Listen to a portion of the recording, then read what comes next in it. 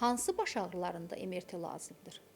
Baş ağrılarının böyük hissəsi birincili olur və görüntüləmə tələb etmir.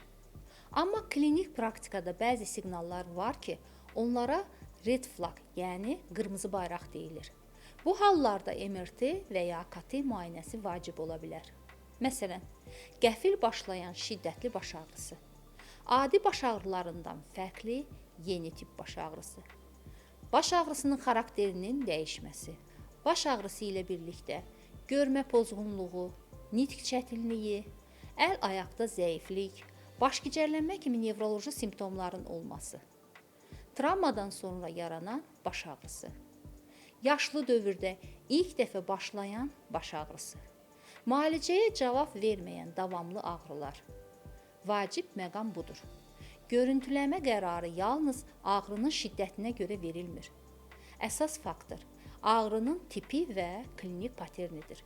Əgər baş ağrınız fərqli xarakterlidirsə və ya yeni başlayıbsa, nevroloji qiymətləndirmə vacibdir. Çünki hər bir baş ağrısı miqren deyil.